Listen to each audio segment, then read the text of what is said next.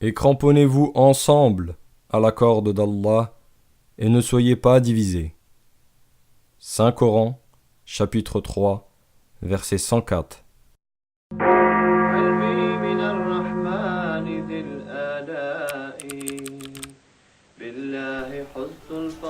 À la fin de son califat, Othman, troisième calife de l'islam, que Dieu soit satisfait de lui, dut faire face à la révolte de certains groupes qui s'associaient à l'islam de façon superficielle et qui réclamaient sa destitution. Avant de mourir, il dit : « Si vous réussissez à me tuer, vous ne serez plus jamais unis, ni n'offrirez-vous vos prières, ou ferez-vous face à l'ennemi dans l'unité. »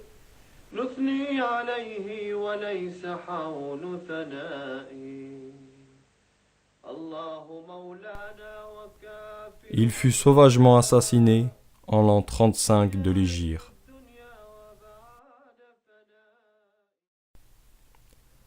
Son successeur, le calife Ali, que Dieu soit satisfait de lui, s'efforça de restaurer l'ordre et la paix au sein de la communauté musulmane. Mais la situation s'aggrava et la guerre civile éclata.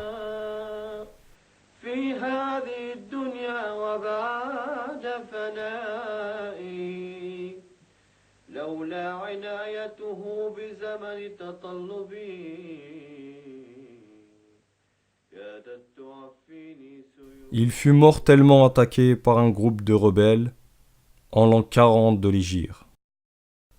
Après ces épisodes tragiques dans l'histoire de l'islam, l'unité des musulmans perdit ses amarres.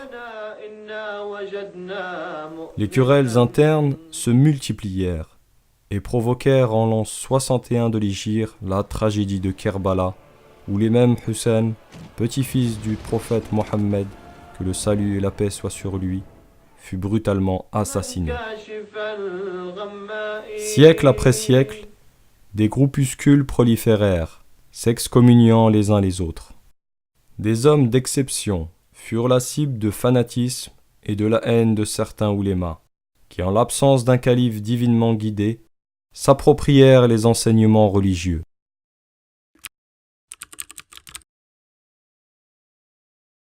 Le grand soufi Junayd de Bagdad, Mohammed el-Faqih, l'imam Malik ibn Anas et l'imam Mohammed ibn Idris el-Shafi'i furent persécutés et stigmatisés comme apostats et hérétiques par les oulémas de leur époque.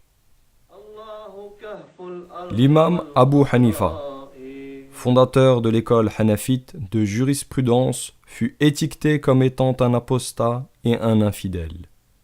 Il fut emprisonné, torturé et empoisonné. Il est mort en prison en pleine prosternation. Les oulémas de son époque déclarèrent tous les hanafites infidèles et hors du giron de l'islam. L'imam al-Bukhari, auteur du plus authentique des recueils de hadith, fut exilé de Bukhara vers Carthage après avoir été accusé d'apostat.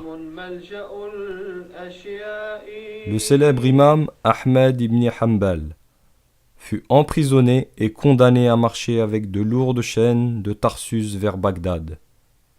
Il fut fouetté en plein ramadan et sous un soleil brûlant jusqu'à en perdre connaissance.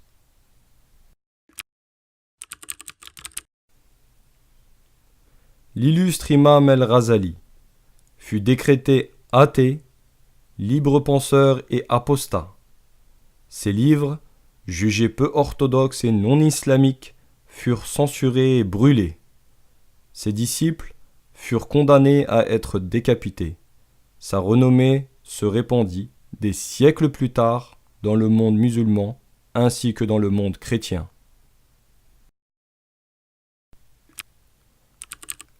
Abd el-Qadir al-Jilani, célèbre juriste et sultan des soufis, dont l'influence spirituelle perdura plus de 8 siècles, fut dénoncé comme hérétique et apostat.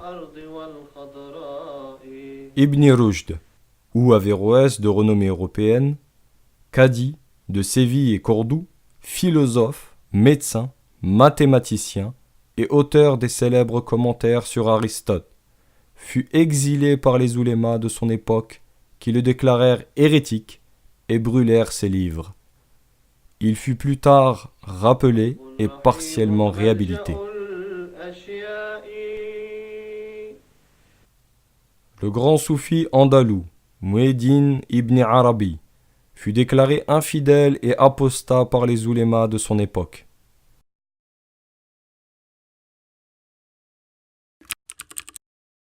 L'éminent érudit Imam Ibn Taymiyyah mourut en prison, en Égypte, après y avoir été torturé. Ahmed el-Sir-Indi, surnommé Mujaddid el-Fathani, réformateur du deuxième millénaire, fut emprisonné après avoir été accusé d'hérésie à la cour impériale de Delhi. Cette liste est malheureusement loin d'être exhaustive. Le fanatisme et l'égarement culminèrent à l'aube du XIVe siècle de l'Hégire, à l'époque même du réformateur tant attendu. Allah enverra un réformateur à cette communauté à la tête de chaque siècle pour réformer sa religion.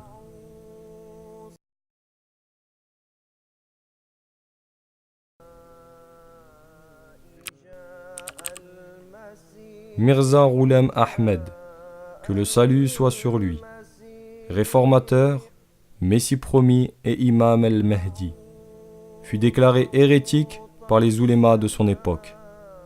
Les membres de sa communauté sont aujourd'hui persécutés dans certains pays.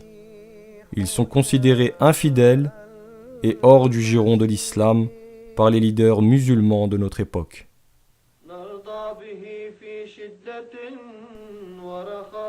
Et si tu obéis à la majorité de ceux qui sont sur la terre, ils t'égareront de la voie d'Allah. Ceux-ci ne suivent que la conjecture et ne font que mentir. Saint Coran, chapitre 6, verset 117.